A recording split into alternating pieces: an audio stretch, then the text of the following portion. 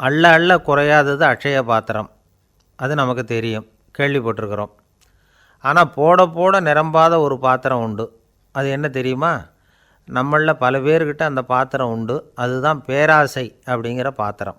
அதை நிறைவு செய்யவே முடியாது. பேராசையை பற்றி சுஃபி இலக்கியத்தில் ஒரு பிரபலமான கதை உண்டாம். அதை ஒரு பெரியவர் எடுத்து சொல்லியிருக்கிறார். ஒரு மன்னர் நகர்வலம் போயிட்டுருக்கார். ஒரு பிச்சைக்காரன் மன்னர் எதிரில் வரான். பிச்சை போடுங்கோங்கிறான். என்னுடைய அமைதியை கெடுக்காதே போங்கிறார் மன்னர். அவன் சிரிக்கிறான். அரசே, உங்களுடைய அமைதி கெடக்கூடிய நிலையில் இருந்தால் அதுக்கு பேர் அமைதியே கிடையாது அப்படின்னு நானான். எதிரில் நிற்கிறது வெறும் பிச்சைக்காரன் இல்லை, யோகி அப்படிங்கிறத மன்னர் புரிஞ்சுக்கிட்டார். துறவியே, உங்களுக்கு என்ன வேணும்னாலும் கேளுங்க, கொடுக்குறேன்னாராம். அந்த துறவி மறுபடியும் சிரிக்கிறார். அரசே, உங்களால் முடியாததையெல்லாம் கொடுக்க முடியும்னு சத்தியம் செய்யாதீங்க அப்படின்னார். மன்னருக்கு கோபம் வந்துட்டுது. என்ன இவர் இப்படி சொல்கிறாரே அப்படின்னு நினச்சார். நகர்வலத்தை பாதியிலேயே நிறுத்தினார்.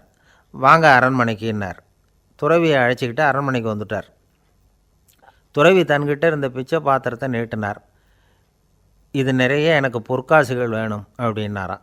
அவ்வளவு தானா, இது ஒரு பெரிய காரியமா அப்படின்னு கையை தட்டினாராம் மன்னர். ஒரு பெரிய தாம்பாளம் நிறைய பொற்காசுகள் சேர்ந்தது.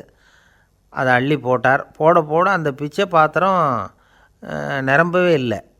பொற்காசுகள் போட போட அவ்வளவையும் உள்ளே வாங்கிக்கிட்டே இருக்குது. அரசாங்க கஜானாவே காலி ஆகிட்டுது. மூட்டை மூட்டையாக பொற்காசுகளை கொட்டி பார்த்துட்டாங்க. அது முழுங்கிக்கிட்டே இருக்குது. கடைசி வரைக்கும் அந்த பிச்சை பாத்திரம் நிரம்பவே இல்லை. அரசர்கிட்ட இருந்த கர்வம் போயிட்டுது. அப்படியே பொத்துன்னு துறவி காலில் விழுந்தார். அப்போ அந்த துறவி சொன்னாராம், மன்னா, இந்த பிச்சை பாத்திரத்தை உங்களால் மட்டும் இல்லை, வேறு யாராலையும் நிரப்ப முடியாது. அதுக்கு என்ன காரணம்னா, இது சாதாரண பிச்சை பாத்திரம் இல்லை, பேராசைகளோடு வாழ்ந்து செத்துப்போன ஒரு மனிதனின் மண்டை ஓடுது அப்படின்னாராம். பாருங்கள், இதுதான் அந்த சுஃபி இலக்கிய கதை.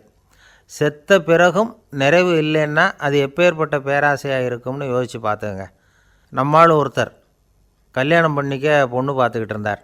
அழகு, அறிவு, படிப்பு எதுவும் தேவையில்லை, பணம் மட்டும் இருந்தால் போதும் அப்படின்னு பார்க்குறவங்ககிட்டெல்லாம் சொல்லி வச்சார்.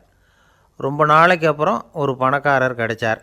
அவர் சொன்னார், இதை பாருங்கள், எனக்கு 20 வயசில் ஒரு மகள், அவளை நீங்கள் கல்யாணம் பண்ணிக்கிட்டால் 2 லட்சம் பணம் கொடுப்பேன். 25 வயசில் ஒரு பொண்ணு, அவளை கல்யாணம் பண்ணிக்கிட்டால் 2.5 லட்சம் தருவேன். 30 வயசில் ஒரு பொண்ணு இருக்கா, அவளை கல்யாணம் பண்ணிக்கிட்டால் 3 லட்சம் தருவேன். என்ன சொல்கிற அப்படின்னாராம். இவன் கொஞ்ச நேரம் யோசித்து பார்த்துருக்கான். அதுக்கப்புறம் மெதுவாக அவரை நிமிர்ந்து பார்த்து, ஏன் சார், உங்ககிட்ட 50 வயசில் ஏதாவது பொண்ணு இருக்கா அப்படின்னு கேட்டானான்.